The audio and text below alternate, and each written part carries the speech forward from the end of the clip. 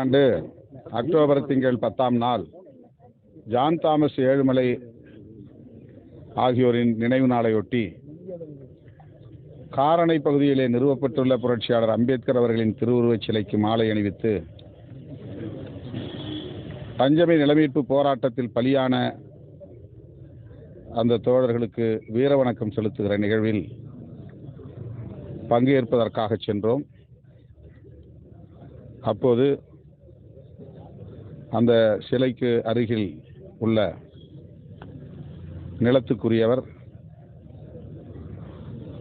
அந்த நிலத்தில் உள்ள பயிர்களை சேதப்படுத்தினோம் என்று கொடுத்த புகாரின் அடிப்படையில் பொது சொத்துக்களுக்கு சேதம் விளைவித்ததாக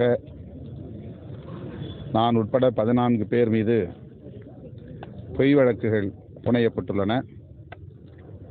அந்த வழக்குக்கான குற்றச்சாட்டு வணைவதற்கு உரிய விசாரணையாக இன்றைக்கு நீதிமன்றத்திற்கு வந்தோம். எங்கள் மீது சாட்டப்பட்ட குற்றச்சாட்டு பொய்யானது, தொடுக்கப்பட்ட வழக்கு பொய் வழக்கு என்று 14 பேரும் முதன்மை அமர்வு நீதிபதி அவர்களின் முன்னிலையில் கூறியிருக்கிறோம். வருகிற அக்டோபர் 1ஆம் தேதி மீண்டும் வாய்தா போடப்பட்டிருக்கிறது. அக்டோபர் 1ஆம் தேதி மீண்டும் நீதிமன்றத்திற்கு ஆஜராகும்.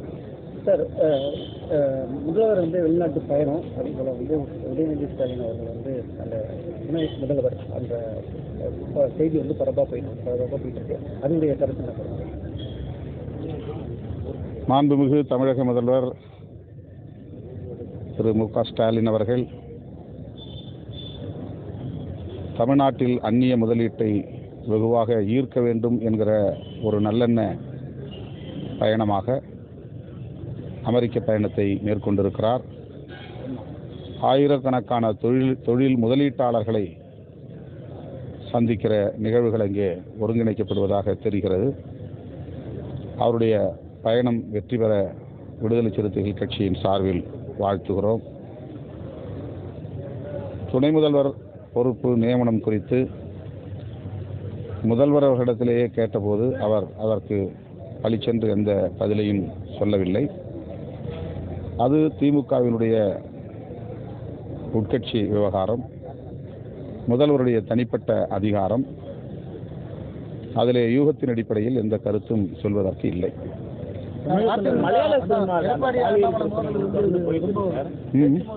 அதிமுக பிஜேபி தலைவருடைய எடப்பாடி பழனிசாமிக்கும் அண்ணாமலைக்கும் இருக்கக்கூடிய அண்ணாமலை தான் லண்டனுக்கு போயிட்டாரு. மலையாள சினிமா அந்த பாலியல் பிரச்சனை மிகப்பெரிய உருவெடுத்திருக்கு சார். இன்னைக்கு விஷால் என்ன சொல்லியிருக்காருன்னா, தமிழ் சினிமாலே அந்த மாதிரி ஒரு கமிட்டி உருவாக்கணும், அந்த மாதிரி இருக்கான்றத பார்க்கணும் அப்படின்ற மாதிரி சொல்லியிருக்காரு சார். யாராவது பெண்கள் அட்ஜஸ்ட்மெண்ட் கேட்டாலும் செருப்பால் அடிக்கணும் அப்படின்ற மாதிரியான காட்டமான விஷயத்தையும் முன்னெடுத்திருக்காரு. அவர் பேசுறது சரியா சார்? இல்லை தமிழ் சினிமா எப்படி இருக்குன்னு நீங்க பார்க்குறீங்க? எனக்கு சினிமா உலகத்தை பற்றி பெரிதாக தெரியாது. மலையாளத்தில் அம்மா என்ற ஒரு அமைப்பு நடிகர் நடிகைகளின் பாதுகாப்புக்காக உருவாக்கப்பட்டு இயங்கி வருகிறது. அங்கே எழுந்த பாலியல் குற்றச்சாட்டு தொடர்பாக அந்த அமைப்பை சார்ந்தவர்கள் அனைவரும் பதவி விலகி இருக்கிறார்கள். பாதிக்கப்பட்டவர்களுக்கு நீதி வேண்டும் என்கிற அவர்களின் போர்க்குரல் நியாயமானது. பாதிக்கப்பட்டவர்களுக்கு நீதி கிடைக்க வேண்டும் என்று நான் விடுதலை சிறுத்தைகள் கட்சியின் சார்பில் வலியுறுத்துகிறேன். தமிழ்நாட்டில் திரையுலகத்திலிருந்து அப்படி எந்த குற்றச்சாட்டுகளும் தற்போதைக்கு எழுந்ததாக தெரியவில்லை. எனவே அதன் மீது கருத்து சொல்ல எதுவும் இல்லை. மத்திய அரசு, இந்திய ஒன்றிய அரசு இப்படி ஓரவஞ்சனையாக நடந்து கொள்வது, உருட்டல் மிரட்டல் அரசியல் செய்வது அதிர்ச்சி அளிக்கிறது. ஏற்கனவே தமிழ்நாடு கல்வி அமைச்சர் அன்பில் மகேஷ் பொய்யாமொழி புதுதில்லிக்கு வந்திருந்தார். இந்திய ஒன்றிய அரசின் அமைச்சர் தர்மேந்திர பிரதான் அவர்களை நேரிலே சந்தித்தார். அப்போது நாங்களும் நாடாளுமன்ற உறுப்பினர்கள் பலரும் அந்த சந்திப்பிலே கலந்து கொண்டோம். அப்போதும் அவர்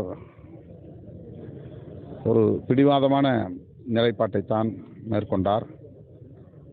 தமிழ்நாடு அரசு புதிய கல்விக் கொள்கையை நடைமுறைப்படுத்துவதாக உறுதியளிக்க வேண்டும். அப்போதுதான் நிறுத்தி வைக்கப்பட்டிருக்கிற நிதியை நாங்கள் விடுவிப்போம் என்று சொன்னார்.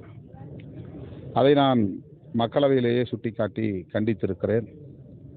இப்போதும் விடுதலை சிறுத்தைகள் கட்சியின் சார்பிலே இந்த போக்கை கண்டிக்கிறோம். தேசிய கல்விக் கொள்கையை நடைமுறைப்படுத்துவது தொடர்பாக மாநில அரசுகளுக்கு அதிகாரம் உள்ளது. நடைமுறைப்படுத்தவோ அல்லது நடைமுறைப்படுத்தாமல் தவிர்க்கவோ ஒரு மாநில அரசுக்கு அதிகாரம் இருக்கிறது. பல மாநிலங்களில் அது நடைமுறைப்படுத்த முடியாது என்று அறிவித்திருக்கிறார்கள்.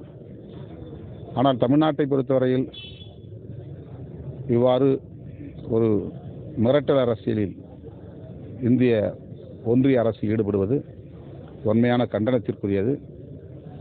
நிறுத்தி வைக்கப்பட்ட கல்வி மேம்பாட்டுக்கான நிதியை உடனே தர வேண்டும் என்று நான் வலியுறுத்துகிறேன்.